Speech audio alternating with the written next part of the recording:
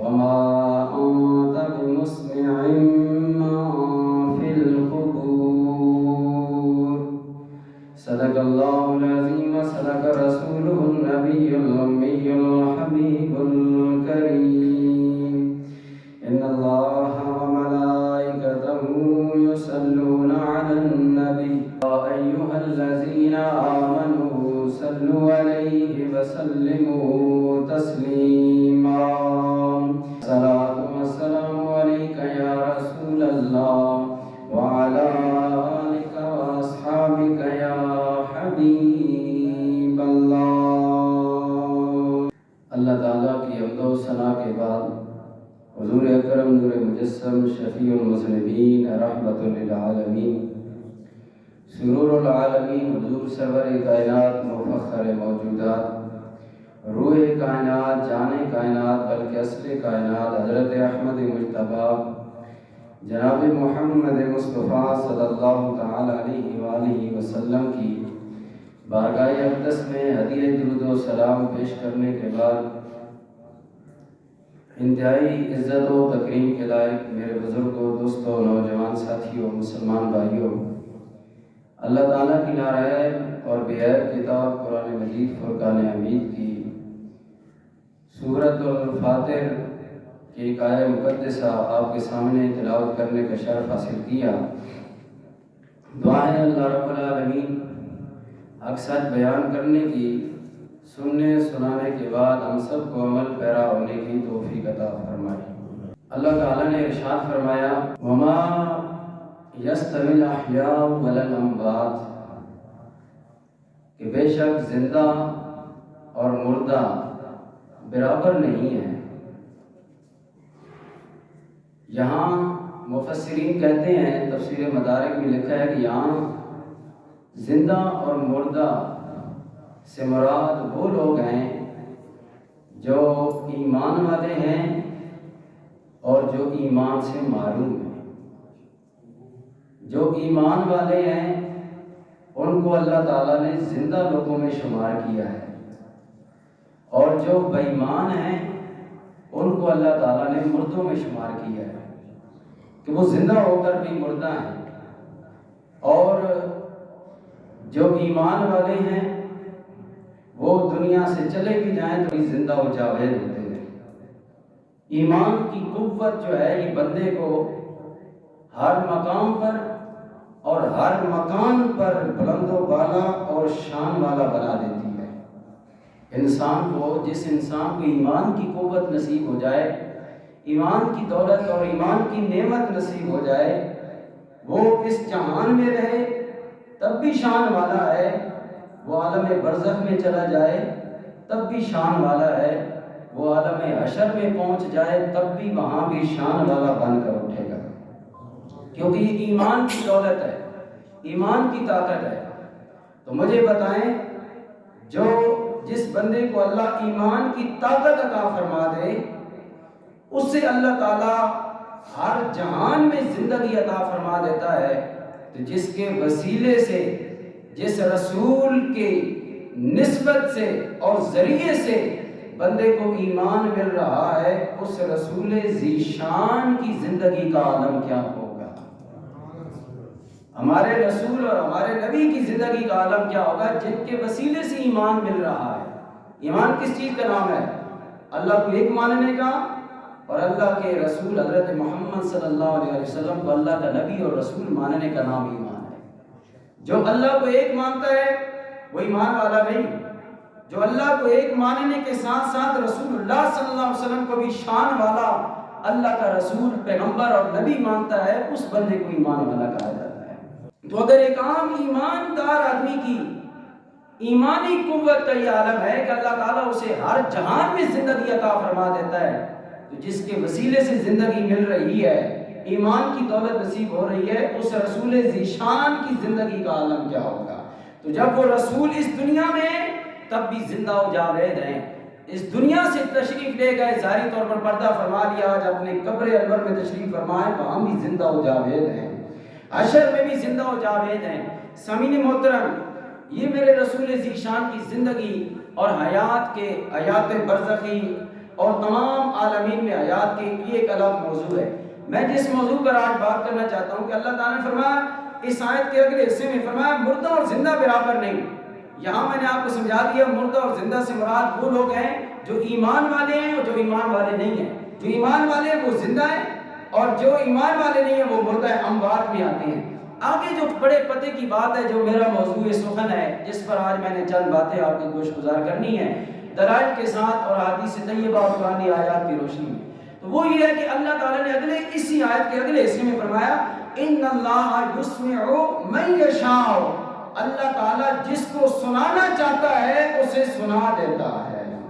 جسے اللہ تعالیٰ سنانا چاہتا ہے اللہ اسے سنا دیتا ہے۔ کوئی بات بھی ہو، ہدایت کا پیغام ہو، عام دنیا کی بات ہو، دین کی بات ہو، کسی حوالے سے کوئی بات ہو، اللہ جسے سنوانا چاہے اللہ اسے سنا دیتا ہے۔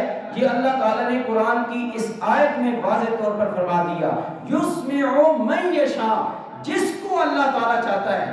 اب اللہ تعالیٰ کی مرضی ہے وہ جس کو چاہے سنوائے، اور اس سننے میں سنانے میں کوئی فاصلے کی اللہ نے بات نہیں کی کہ اتنے فاصلے سے اللہ سنواتا ہے اور اتنے فاصلے سے اللہ نہیں سنواتا۔ یہاں مطلقاً سماعت اور سنانے کی بات ہوئی ہے کہ اللہ تعالیٰ سنا دیتا ہے جس کو چاہتا ہے، جہاں سے بھی سنائے اسے سنا دیتا ہے۔ اللہ تعالیٰ نے یہاں اس آیت میں پاک کے فرما دیا۔ آج جو میرا موضوع سخن ہے وہ ہے سماعت مصطفیٰ صلی اللہ علیہ وسلم۔ حضور علیہ السلام کی سماعت کا عالم، قوت سماعت کا کیا شان تھا، کیا مقام تھا۔ یاد رکھیں حضور علیہ السلام کی جتنی بھی صفات اللہ تعالیٰ نے عطا فرمائی ہیں، ہر صفت بے مثل و بے مثال اور با کمال عطا فرمائی ہے۔ اللہ نے اپنے نبی کو ہر شان بے مثال عطا فرمائی ہے، با کمال عطا فرمائی ہے۔ سماعت مصطفیٰ کا یہ عالم ہے۔ حضور علیہ السلام کو اللہ تعالیٰ نے کل جہانوں کی سماعت کی قوت عطا فرمائی ہے، ہر مخلوق کی سماعت کی قوت عطا فرمائی ہے، ذرے ذرے کی سماعت کی قوت حضور علیہ السلام کو اللہ تعالیٰ نے عطا فرمائی ہے۔ فرشتوں کی سماعت کی قوت اللہ نے عطا فرمائی۔ اللہ نے کل جہانوں میں عرش معلیٰ تک ہر جہان میں جہاں بھی فرشتے ہیں اس جگہ پر جو کچھ ہو رہا ہے ان تمام چیزوں کی، تمام مخلوقات، تمام فرشتوں کی میرے لجپال نبی کریم علیہ السلام زمین پر مدینہ میں بیٹھ کے سماعت فرما کے رکھتے ہیں، سماعت فرما لیا کرتے ہیں۔ وہ باتیں جن کو جو متفق علیہ ہیں ان کتابوں کے حوالے سے میں آپ کے گوش گزار کروں گا۔ سامعین محترم، میرے لجپال نبی کریم علیہ السلام کے غلاموں، اللہ تعالیٰ نے یہ واضح فیصلہ فرما دیا کہ اللہ جسے، یہاں اللہ نے اپنے رسول کا ذکر نہیں کیا، صرف نبی کا ذکر نہیں فرمایا ان اللہ یسمع من یشاء، میں اللہ جس کو چاہتا ہوں، وہ کوئی عام بندہ ہو، وہ کوئی پتھر ہو، کوئی درخت ہو، کوئی فرشتہ ہو، کوئی جن ہو، کوئی انسان ہو، جو کوئی بھی مخلوق ہو، اللہ نے فرمایا جس کو میں چاہتا ہوں اسے میں سنا دیتا ہوں، اس کے بعد اس تک پہنچا دیتا ہوں۔ تو سامعین محترم، میرے لجپال نبی کریم علیہ السلام غلاموں، یہاں تک تو ہمارا فیصلہ ایک بات پر تو ہم متفق ہو گئے کہ اللہ تعالیٰ جسے چاہتا ہے سنوا دیتا ہے، اس میں کوئی شک ہے نہیں۔ یہ قرآن کی آیت ہے، اس میں کوئی شک نہیں ہو سکتا۔ جب اللہ نے فیصلہ فرما دیا جسے چاہتا ہے سنا دیتا ہے، تو جب اگر عام بندے کو اللہ سنا سکتا ہے تو رسول ذیشان کو اللہ کتنا سنائے گا، اپنے نبی کو کتنا سنائے گا اور کتنا سنا سکتا ہے اللہ تعالیٰ، یہ وہ اللہ جانتا ہے یا اللہ کا رسول جانتا ہے کہ اللہ کے رسول کتنا سن سکتے ہیں اور اللہ کتنا سنا سکتا ہے، یہ اللہ جانتا ہے اور اللہ کے رسول جانتے ہیں۔ آئیے جو باتیں ہمیں کتابوں میں یاد رکھیں، اللہ تعالیٰ کے نبی صلی اللہ علیہ وسلم کی قوت سماعت کے حوالے سے پہلی دلیل حدیث کی روشنی میں آپ کے گوش گزار کرنے لگا ہوں۔ پہلی دلیل یہ ہے کہ حدیث بخاری شریف، واپس میں سبحان اللہ، بخاری شریف حدیث پاک ہے۔ ہم اہل سنت کے نزدیک، خواہ وہ جتنے بھی مکاتب فکر ہیں، اہل سنت کے نزدیک تمام کتابیں ایک ہیں، اور ان کتابوں میں سب سے اتھنٹک اور مستند کتاب قرآن کے بعد بخاری شریف ہے۔ تمام اہل سنت کے نزدیک جو اتھنٹک کتاب قرآن کے بعد پہلی کتاب بخاری شریف ہے۔ اس کتاب بخاری شریف کی حدیث پاک میں آپ کے سامنے رکھنے لگا ہوں، اور آپ کو اپنا عقیدہ بھی اس سے معلوم ہو جائے گا اور آپ کو پتہ بھی چل جائے گا کہ کتنی باتیں چھپا کر من گھڑت اور گندے عقیدے پھیلائے جاتے ہیں اللہ کے نبی کی ذات کے بارے میں۔ حالانکہ یہ متفق باتیں ہیں، اتفاق شدہ باتیں ہیں، ان میں کوئی اختلاف نہیں ہے، لیکن آج کل کے ڈیوٹی مسجد کے امام وہ حضور علیہ السلام کی ذات کے حوالے سے جب اپنی زبانیں تان دراز کرتے ہیں زبانیں، تو وہ بھول جاتے ہیں کہ ہم کس رسول ذی شان کی بات کر رہے ہیں، جس کو اللہ نے سب سے شان والا رسول بنایا ہے۔ ہم دو کوڑی کے بندے اس اتنی بڑی ہستی کے بارے میں بات کرتے ہیں تو ہمیں کس زبان سے بات کرنی چاہیے؟ آئیے سنیے حضور علیہ السلام کی سماعت کا کیا عالم ہے۔ میرے لجپال نبی کریم علیہ السلام نماز پڑھا رہے ہیں، حضور علیہ السلام صحابہ کرام کی جماعت کروا رہی ہیں، مسجد نبوی شریف ہے، حضور امام ہے، صحابہ مقتدی ہے، نماز ادا کر رہی ہے۔ نماز ادا کرتے کرتے جب نماز پوری ہوئی، حضور نے سلام پھیرا، اپنے مقتدی صحابہ کی طرف اپنا چہرہ انور پھیرا، محبت کے سبحان اللہ۔ کیا شان ہے ان صحابہ کی جو سلام حضور پھیرتے ہوں گے تو وہ سب سے پہلے سلام پھیرنے کے بعد رب کے رسول کا دیدار کرتے ہیں۔ کیا شان ہے ان کے قدموں پر کروڑوں سلام، جنہوں نے میرے رسول کو دیکھا ہوگا، ایک بار نہیں کئی بار دیکھا ہوگا، ہزار بار دیکھا ہوگا، لاکھ کروڑ بار دیکھا ہوگا، ان کے دیکھنے پر میں کروڑوں سلام بھیجوں صحابہ کا۔ حضور نے سلام پھیرا، صحابہ کو دیکھا، صحابہ کو دیکھ کر فرمایا میرے صحابہ تم سمجھتے ہو قبلتی ہاں ہونا کہ میں قبلہ کی طرف منہ کر کے کھڑا ہوتا ہوں اور مجھے پیچھے کی خبر نہیں ہوتی؟ تم صحابہ یہ سمجھتے ہو میں قبلہ کی طرف، میرا منہ قبلہ کی طرف ہوتا ہے اور مجھے پیچھے کی خبر نہیں ہوتی؟ میرے صحابہ سنو، ما یخفی علی رکوعکم ولا خشوعکم، اے میرے صحابہ سن لو، نہ تمہارے رکوع مجھ سے مخفی ہے، نہ تمہارے دل کی خشیت مجھ سے چھپی ہوئی ہے، میں دیکھ آگے رہا ہوتا ہوں، میں پیچھے تمہارے رکوع کو بھی دیکھ رہا ہوتا ہوں، تمہارے دل کی حالات کو بھی دیکھ رہا ہوتا ہوں۔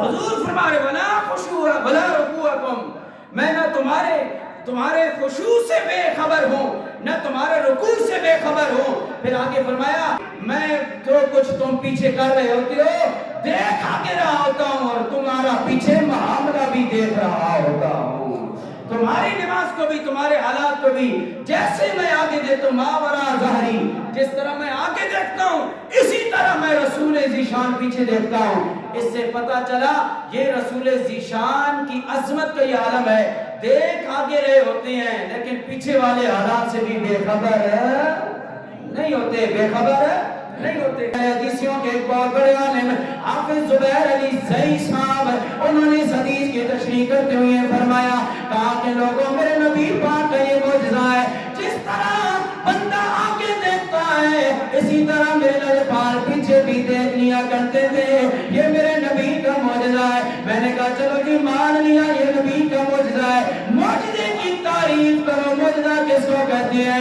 کہا جی معجزہ نبی کی شان ہوتی ہے۔ تو میں نے کہا ہم پھر کیا کہہ رہے ہیں؟ ہم بھی تو یہی کہہ رہے ہیں کہ ہمارے رسول کی یہ شان ہے، جس طرح ہمارے نبی آگے دیکھتے ہیں اسی طرح پیچھے بھی دیکھ لیتے ہیں، یہ ہمارے رسول ذی شان کی شان ہے۔ اور اس سے بھی بڑی بات اللہ کے نبی نے یہ نہیں فرمایا صرف میں تمہارے سجدے دیکھ رہا ہوں، صرف تمہارے رکوع دیکھ رہا ہوں، میں نماز پڑھا رہا ہوں لیکن تمہارے رکوع بھی دیکھ رہا ہوں، سجدے بھی دیکھ رہا ہوں۔ اس سے بڑی بات میرے نبی نے اسی حدیث میں فرمایا خشوعکم، میں تمہارے خشوع بھی دیکھ رہا ہوں۔ خشوع کا معنی کیا ہے؟ خشوع دل کی کیفیت کو کہتے ہیں، دل کی حالت کو کہتے ہیں کہ بندہ کس نیت سے نماز پڑھ رہا ہے، کس کیفیت میں نماز پڑھ رہا ہے، اس کی توجہ کہاں ہے، وہ کیا سوچ رہا ہے نماز میں، کیا نہیں سوچ رہا۔ میرے نبی نے فرمایا تم جو کچھ نماز میں سوچ رہے ہوتے ہو، خیال کر رہے ہوتے ہو،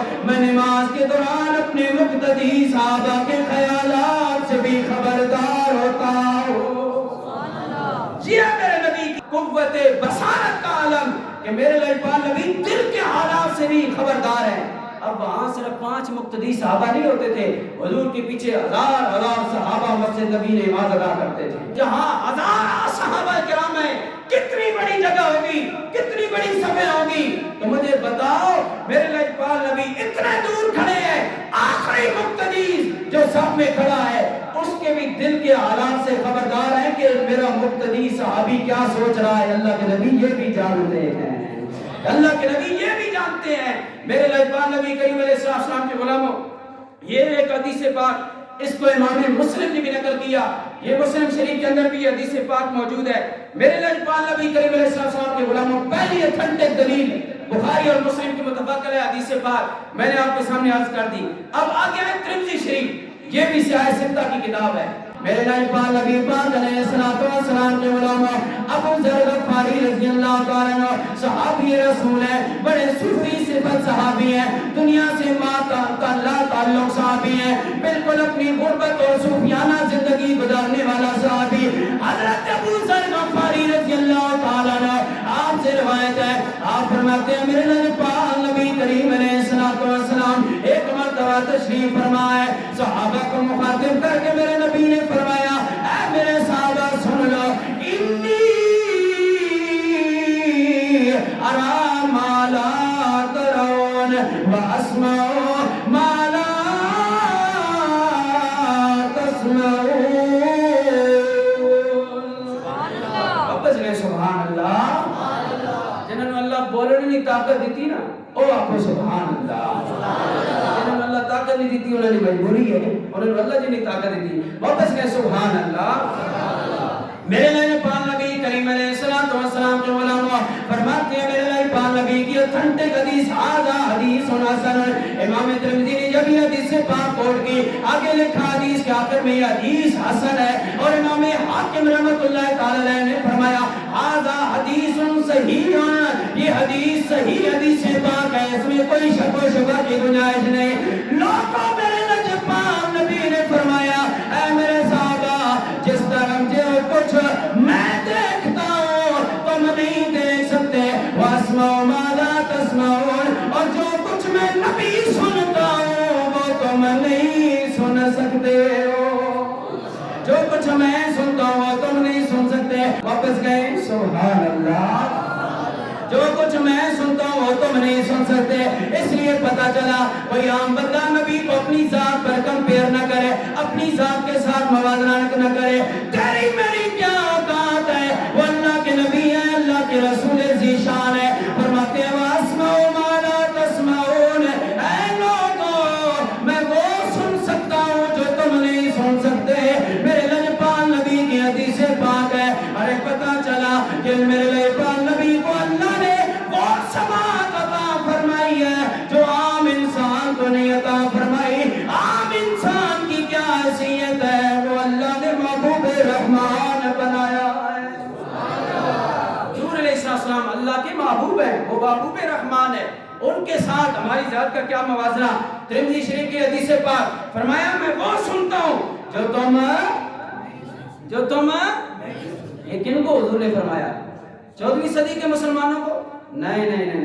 13ویں صدی کے مسلمانوں کو؟ 12ویں 10ویں صدی کے؟ نہیں، پہلی صدی کے آن مسلمان صحابہ کو حضور فرما رہے ہیں جن کے قدموں سے اٹھنے والی دھول کی رب قسمیں اٹھاتا ہے. ان صحابہ کی یہ شان ہے. ان صحابہ کو حضور فرما رہے ہیں کہ صحابہ جو میں سنتا ہوں وہ تم. اتنی بڑی شان والے لوگ اگر اللہ کے نبی کی سماعت کا مقابلہ نہیں کر سکتے تو 14ویں صدی کا مولوانہ نبی کا مقابلہ کیسے کر سکتا ہے؟ 14ویں صدی کا مولوی میرے نبی کا کس طرح مقابلہ کر سکتا ہے جب ابو بکر صدیق بھی مصطفیٰ کے سامنے سر جھکا کر بیٹھے ہیں، تصدیق کر رہے ہیں یا رسول اللہ جو آپ فرما رہے ہیں حق اور سچ فرما رہے ہیں، حق اور سچ فرما رہے ہیں. جہاں عمر بھی سر جھکا کے سن رہا ہے انی اسمع ما لا تسمعون، جب میرے نبی نے فرمایا جو میں سنتا ہوں تم نہیں سن سکتے. عمر بھی کہہ رہے ہیں سونیا جو فرما رہے ہو سچ دے، حق فرما رہے ہو. حضرت عثمان غنی بھی سر جھکا کر، مولا علی بھی سر جھکا کر، وہ مولا علی کہ جو نماز پڑھا کر جوتیوں والی جگہ پر آتے ہیں تو سامنے آ کر ایک فرشتہ کہتا ہے، جبریل آتا ہے، جبریل کہتا ہے علی آپ نے کہا ہے کہ مجھ سے سوال کرو میں ہر سوال کا جواب دوں گا، جو آپ پوچھنا چاہتے ہو اس کا علم میں علی دوں گا. آپ نے اتنا بڑا دعویٰ کر دیا ہے ممبر پہ بیٹھ کے، علی بتا مجھے کہ اس وقت تیرے اتنا علم ہے؟ کہا رسول کا غلام ہوں، رسول کے چچا کا بیٹا ہوں، رسول نے اپنا بھائی کہا ہے، نبی نے اپنا بھائی کہا ہے. یہ علی کی شان نہیں ہے، رسول ذی شان کے در کی خیرات ہے، رسول ذی شان کے در کی خیرات ہے. پیچھے سائن ان کی پاور سے بول رہا ہوں کہ مجھ सवाल करो। मिंबर पर बैठकर, दमिश्क के मिंबर पर बैठकर मौला अली ने कहा, पूछो मुझसे जो कुछ पूछना चाहते हो। अब जिब्रील सामने आए हैं इंसानी शक्ल में। कहा, अली बता इस वक्त जिब्रील किधर है? मौला अली ने ऊपर देखा, नीचे देखा, दाएं देखा, बाएं देखा। कहा, जिब्रील लगता है मेरे सामने खड़ा है। मेरे सामने जो खड़ा है ये जिब्रील है। मौला अली को जिब्रील ने भी कहा, मौला अली मान गए। फरमाया, क्यों ना जिब्रील तू माने? मेरा नबी जो जिंदगी में फरमा गया है, अना मदीनतुल इल्म व अलीजुल बाब, लोगों में नबी मोहम्मद इल्म का शहर हूँ, मेरा भाई अली उसका दरवाजा है। जिसको इल्म देने वाला मुस्तफा हो, अल्लाह का रसूल हो, उस अली के इल्म में कोई शक कैसे हो सकता है? अगर अली की कुव्वत समात और बसारत की ये शान है, तो जो अली को इल्म में बसारत देने वाला है, इल्म में समात देने वाला है, उस रसूल की समात का आलम क्या होगा? उस रसूल की कुव्वत समात का आलम क्या होगा? तो सामीने मोहतरम, मौला अली ने हुजूर फरमाया, जिब्रील तू मेरे सामने खड़ा है, तो अगर हजरत अली की ये शान है, तो मेरे तेरे नबी की शान का आलम क्या होगा? मेरे नबी की शान का आलम क्या होगा? तो मैं अर्ज कर रहा था, मेरे लाजवाब नबी करीम अलैहिस्सलाम उस अली को फरमा रहे हैं, अस्माउ माला तस्माउन, मैं वो सुनता हूँ जो तुम सुने, मैं वो सुनता हूँ जो तुम। जब इतनी बड़ी हस्तियों को अल्लाह के नबी फरमा रहे, मैं वो सुनता हूँ जो तुम नहीं सुन सकते, तो मेरी तेरी क्या औकात है? आज के मलवाने की क्या और औकात है कि वो नबी की कुव्वत समात के बारे में बात करे, वो नबी की जात के बारे में बात करे, अपनी हैसियत में रह के बंदा अपनी बात करे, अपनी हैसियत में रहकर। एक डीसीएससी के सामने बंदा खड़ा हो रहा है, कितना तमीज से बोल रहा होता है, कितनी तमीज से बात कर रहा होता है हर बंदा। क्यों जी? क्योंकि पता है वो डीसी है, मैं आम बंदा हूँ। अगर डीसी की हैसियत को पहचान के अपनी औकात में रहकर बात करता है, तो नबी की जात की जब बात आए तो उधर भी अपनी औकात में रहकर बात किया करो, उधर भी अपनी औकात में रहकर बात किया करो। नबी की शान को बोलना, नबी के बारे में बोलना है, तो बस वो बोलो कि हमारा नबी बेमिसाल है, हमारा नबी बेमिसाल है। नबी के बारे में बोलना है तो इस तरह बोलो जिस तरह बरेली का ताजदार अहमद रजा खान बोला है। क्या बोला कि सबसे सबसे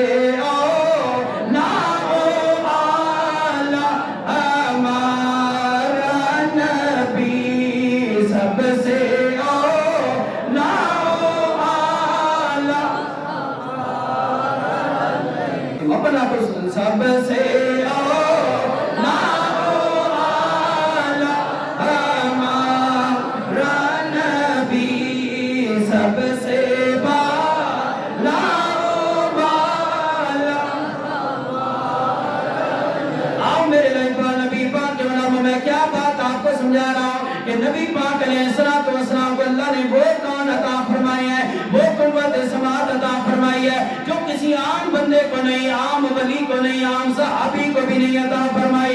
आम इंसान की क्या औकात है?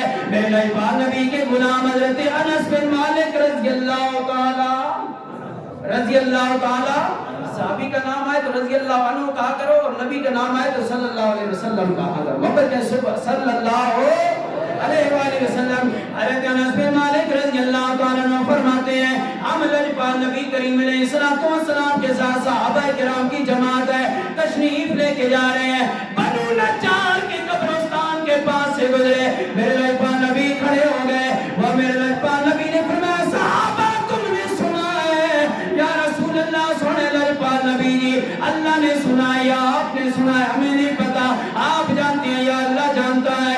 अल्लाह के नबी ने फरमाया, मेरे सहाबा इस कब्रिस्तान में दो कब्र वाले ऐसे हैं जिन्हें अजाब हो रहा है, उनकी चीखों पुकार में मोहम्मद जमीन पर खड़े होकर सुन रहा हूं। अब हम भी कब्रिस्तानों के पास से गुजरते हैं, ये कब्रिस्तान चौक है, 1000 बार दिन में आप गुजरे, महीने में कितने 1000 बार गुजरे होंगे। कभी किसी कब्रिस्तान वाले की आवाज आपने सुनी है? बोलिए सुनिए। किसी कब्र के पास खड़े हो जाए, कब्र वाले की आवाज आपको सुनाई देगी? नहीं देगी। लेकिन मेरे नबी साहबा को फरमा रहे हैं, ऐ मेरे साहबा सुन लो, इस कब्रिस्तान में दो कब्र वालों को अज़ाब हो रहा है, उनकी चीखों पुकार की आवाज मैं मोहम्मद जमीन पर खड़े होकर सुन रहा हूँ। ये मेरे नबी करीम अलैहिस्सलाम की कुव्वत समात। फिर हालात किसी लिए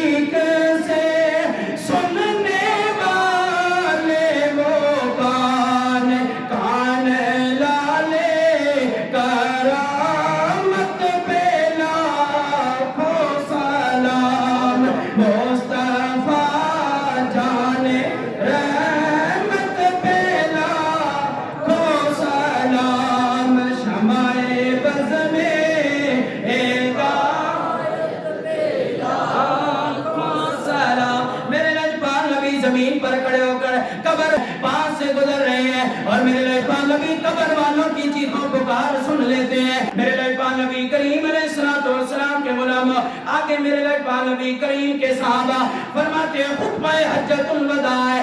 آج مولانا صاحب ہر مسجد کا مولوی خطبہ حجۃ الوداع بڑے پیار سے بیان کرتا ہے کہ حضور کا آخری خطبہ ہے حج کے موقع پر میرے لائبان نبی نے دیا.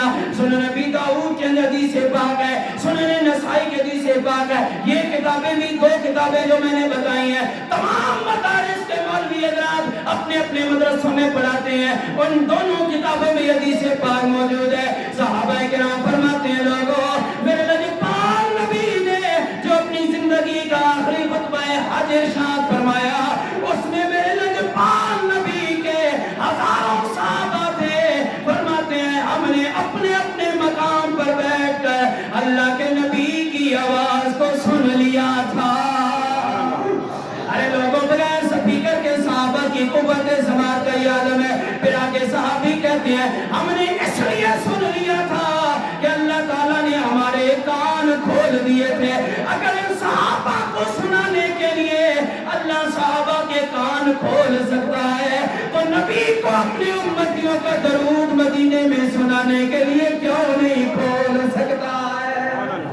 نعرہ تکبیر، اللہ اکبر، نعرہ رسالت، یا رسول اللہ، نعرہ تحقیق، نعرہ حیدری، نعرہ غوثیہ. لیکن میں کیونکہ سرسری آپ کے ذہنوں میں کیونکہ آج کل ہم شارٹ کٹ کے مار رہے ہیں, ٹھیک ہے جی, ہمارے یوٹیوب پر بھی شارٹ کٹ ہوتے ہیں, ٹھیک ہے جی, ٹک ٹاکوں پر بھی شارٹ کٹ. آج قوم ہر چیز شارٹ کٹ میں مانگ رہی ہے کہ جناب والا چٹ منگنی دے پٹ بھیا. یہ مثال کسی نے بنائی تھی. آج کل قوم بڑی ترکھی قوم بن گئی. یہ کہتی ہے ماں اب 9 مہینے پیٹ میں رکھ کے بلکہ 3 مہینے رکھے تھے باہر سن کٹے. اے قوم ایسی اللہ معافی دے. یعنی ویسے زندگی کے لیے بات یہ محسوس نہیں کر واپس کے سبحان اللہ. سامعین محترم اتنی ترکھی قوم ہے, ہر کام جلد بازی میں, ہر کام جلدی میں. تو میں بھی شارٹ کٹ آپ کو عقیدہ سمجھانا چاہتا ہوں. حضرت بلال رضی اللہ تعالیٰ کہیں رضی اللہ, کتنا شان والا صحابی. حضور علیہ السلام معراج کی رات گئے. پہلے حوالہ سنو. اے حدیث پاک بخاری شریف کی میں بیان کرنے لگا. بخاری مسلم سیاست کا پیچھے نہ ہٹیا. ان کتابوں کے حوالے بیان کر رہا ہوں جو سب کے نزدیک مستند کتابیں ہیں. بخاری شریف چیپٹر کا نام ہے ابواب التہجد, تہجد کا باب. چیپٹر کا نام کیا ہے؟ تہجد. ایک نوجوان یاد رکھے کرو نا, بعد نہیں پھر یار نہیں مولوی جی وہی گل کر چھوڑی جی, او فلانے نے یہ گل کر چھوڑی جی, پہلے نہیں سنی ہے. تسیں اپنے مولوی صاحب نوں سنو تے تانوں پتہ ہوے نا. تسی آو آخری 5 منٹ ہیں تے گھڑی نوں ویکھ کے آو تے پھر تانوں کتھوں سمجھ آوے کسی دی گل باہر. اس لیے یہاں اندر آؤ گے تو باہر والوں کی سمجھ آئے گی. جو اندر ہی نہیں آؤ گے تو باہر والوں کی سمجھ کیسے آئے گی؟ آخری 5-10 منٹوں میں مسجد بھری جاتی ہے تو پھر کہاں سمجھ آئے؟ پھر مولوی صاحب کا قصور نہیں, آپ لوگوں کا قصور ہے کہ آپ ٹائم نہیں دیتے. آپ جمعہ بھی شارٹ کٹ میں پڑھنا چاہتے ہیں. مجھے تو ڈر ہے کہیں یہ جو دعا نہیں مانگتے اور جمعے کے بعد بھاگ جاتے ہیں. قبولیت کا وقت ہوتا ہے جمعے والا دن, اور جمعے کے بعد فوراً اس طرح بھاگتے ہیں, غائب ہوتے ہیں جس طرح گدھے کے سر سے سنگ غائب ہو جاتے ہیں, اس طرح غائب ہو جاتے ہیں. اتنی جلدی شارٹ کٹ مارتے ہیں. مجھے تو کہیں ڈر لگ رہا ہے کہیں یہ نہ کہیں کہ مولوی صاحب 2 رکعت لمبیاں نے اور 1 رکعت جمعے نکالتے ہیں. یہ قوم ایسی نہ آ جائے, کیونکہ اب مزید دن بہ دن جتنا قیامت کے قریب ہوتے جا رہے ہیں دین سے دور ہوتے جا رہے ہیں. حضرت بلال رضی اللہ تعالیٰ عنہ, بخاری شریف کی حدیث پاک ہے, ابواب التہجد چیپٹر کا نام ہے. حضور علیہ السلام فرماتے ہیں میں معراج کی رات گیا واپس آیا. حضور نے بلال کو مخاطب کیا, بلال ادھر آ. جی یا رسول اللہ, جی حکم فرماؤ. فرمایا تو کیا کام کرتا ہے؟ یا رسول اللہ بس آپ کی غلامی میں ہوں, ہر جگہ کام کرتا ہوں, جو آپ بتاتے ہیں کرتا ہوں. کہا نہیں کوئی خاص کام کرتا ہے بتا. اب نبی تو جانتے تھے لیکن جان بوجھ کے اپنے صحابی سے کہلوانا چاہتے تھے. فرمایا بتا تو کیا کام کرتا ہے؟ کہا یا رسول اللہ جی سونے کوئی حکم فرماؤ. کوئی جنت میں چل رہا تھا, جنت میں میں چل رہا تھا, جنت میں میں چل رہا تھا. یا رسول اللہ پھر کیا ہوا؟ فرمایا بلال تو زمین پہ چل رہا تھا, تیرے زمین پر قدموں کی جو آہٹ ہے, چلنے کی آواز ہے, یہ میں جنت میں سن رہا تھا. یہ میں کدھر سن رہا تھا؟ تو جنت کتھے؟ رب دا قرآن ہے عند سدرۃ المنتہی عندہا جنت المأوی. فرمایا سدرۃ المنتہی, 7 آسمانوں سے اوپر سدرۃ المنتہی ہے, سدرۃ المنتہی سے بھی اوپر رب کی جنت ہے. رب کی ایک آسمان دوسرے آسمان کا فاصلہ کتنا ہے؟ حضور نے فرمایا 4,500 سال تیز گھوڑا، تیز ترین گھوڑا، سب سے اچھا گھوڑا 4,500 سال دوڑتا رہے تو تب بھی ایک فاصلہ جو ایک آسمان دوسرے آسمان کے درمیان ہے طے نہیں ہو سکتا، اتنا دور ہے ایک آسمان دوسرے آسمان۔ تو حضور فرماتے ہیں 7 آسمانہ تو بھی ہوتے ہیں، سدرۃ المنتہا، سدرۃ المنتہا سے اوپر جنت، اس جنت میں بلال تیرے زمین پر چلنے کی آواز سن رہا تھا، اور جو نبی جنت میں بیٹھ کر اپنے بلال غلام کے قدموں کی آواز سن سکتا ہے، وہ مدینہ میں 2000 کلومیٹر کے فاصلے پر بیٹھ کر جامع مسجد یوسف والوں کا درود و سلام نہیں سن سکتا۔ یہ میرے لجپال نبی کے سماعت کا عالم، یہ عقیدہ جو ہم سمجھانا چاہتے ہیں لوگوں کو سمجھ نہیں آتا۔ جب اتنے دور مسافت سے میرے نبی اپنے غلام کے قدموں کی آواز سن لیتے ہیں تو وہ مدینے میں 2000 کلومیٹر، کتنا فاصلہ ہے مدینے کا پنڈی سے؟ پاکستان کے بارڈر سے مدینہ کا کتنا فاصلہ ہے؟ 2000 کلومیٹر، 2000 کلومیٹر تیز ترین جہاز 3.5 گھنٹے میں 4 گھنٹے میں سفر ہو جاتا ہے، ڈائریکٹ جو فلائٹ ہے، میں خود گیا ہوں۔ تو سامعین محترم 2000 کلومیٹر کا فاصلہ زیادہ ہے یا 7 آسمانوں کا فاصلہ زیادہ ہے؟ 7 آسمانوں کا فاصلہ زیادہ۔ تو جو اتنے دور سے نبی اپنے غلاموں کا درود، اپنے غلام کے قدموں کی آواز سن سکتا ہے، وہ مدینے میں بیٹھ کر غلاموں کا درود و سلام نہیں سن سکتا۔ اے نوجوانوں نے عقل وچ مغز کوئی گل بیٹھی کہ نہیں بیٹھی؟ بزرگ نہیں، میں نوجوانوں گل کر، عقل میں کوئی بات بیٹھی ہے کہ نہیں بیٹھی؟ اب اس سے اگلی بات سنو، اللہ نے قرآن میں کہا رسول علیہ السلام جا رہے ہیں، آگے سے چونٹیوں کا قافلہ تھا، حضرت سلیمان علیہ السلام کو قافلے کو سن کر ایک چونٹی کہنے لگی جلدی جلدی اپنے سوراخ میں گھس جاؤ، سلیمان کا قافلہ آ رہا ہے اور ہمیں پاؤں تلے روند کے چلا جائے گا۔ اب وہ چونٹی نے، جو چونٹیوں کے سردار تھی، اس نے کہا چونٹیاں دل میں گھس گئی۔ حضرت سلیمان علیہ السلام، قرآن کہتا ہے، اللہ تعالیٰ نے فرمایا، قرآن میں ذکر کیا اس واقعے کا، فرمایا فَتَبَسَّمَ ضَاحِكًا مِّن قَوْلِهَا، حضرت سلیمان علیہ السلام مسکرا پے، چونٹی کی آواز سن کر مسکرا پے۔ چونٹی کہاں تھی؟ حضرت سلیمان علیہ السلام کے کان کے ساتھ نہیں دوڑ رہی تھی، یا حضرت سلیمان علیہ السلام کے جسم پر نہیں تھی، 3.5 میل کے فاصلے پر تھی۔ قرآن کو بتاتا ہے، قرطبی اندر، منظری کے اندر، تفسیر جلالین کے اندر، تفسیر دور منصور کے اندر، حضرت سلیمان علیہ السلام نے 3.5 میل کے فاصلے سے چونٹی کی آواز سن لی۔ اگر سلیمان علیہ السلام 3 میل کے فاصلے سے چونٹی کی آواز سن سکتے ہیں تو حضرت سلیمان علیہ السلام کی یہ شان ہے کہ جو سلیمان کبھی امام الانبیاء محمد بن کے آیا، اس کی شان کا عالم کیا ہوگا؟ ان کی شان کا عالم کیا ہوگا؟ کوئی آکے نے چونٹی کے بارے سنائی، سن لی ہے جی، وہ تو اللہ کے نبی نے سن لی ہے۔ تو میں نے کہا مولانا صاحب کے کان میں چونٹی ڈال دو، اور انہوں نے کہا بتاؤ چونٹی کیا کہہ رہی ہے، تو پھر بھی نہ سنائی دے گی۔ 3.5 میل کے فاصلے سے اللہ نے اپنے نبی کو یہ قوت عطا فرمائی کہ وہاں سے سن لی ہے۔ اگر سلیمان علیہ السلام کی یہ شان ہے تو نبی کی شان کا عالم کیا ہوگا؟ آخری بات کر کے میں ختم کرتا ہوں۔ حضرت ابراہیم علیہ السلام نے کہا کہ لوگوں، اللہ تعالیٰ نے فرمایا حج کے لیے دعوت دو، کہا یا اللہ کیسے دو؟ فرمایا آواز لگا، سب دنیا کو آواز لگا۔ یا اللہ میری آواز تو نہیں پہنچے گی، وَأَذِّن فِي النَّاسِ بِالْحَجِّ، میری آواز لوگوں تک کیسے پہنچے گی؟ ساری دنیا میں آواز کیسے جائے گی؟ فرمایا آواز دینا ابراہیم تیرا کام ہے، دنیا والے تک پہنچانا میرا کام ہے۔ تو آواز دے۔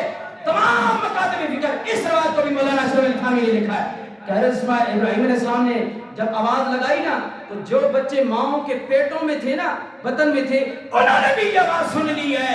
اگر حضرت ابراہیم آواز دیں، ساری دنیا سن لے، ابراہیم کی آواز ساری دنیا سنے، ساری دنیا کی یہ شان ہے کہ وہ ابراہیم کی آواز مکہ سے سن رہی ہے، تو میرے لجپال نبی کی سننے کی شان کا عالم کیا ہوگا؟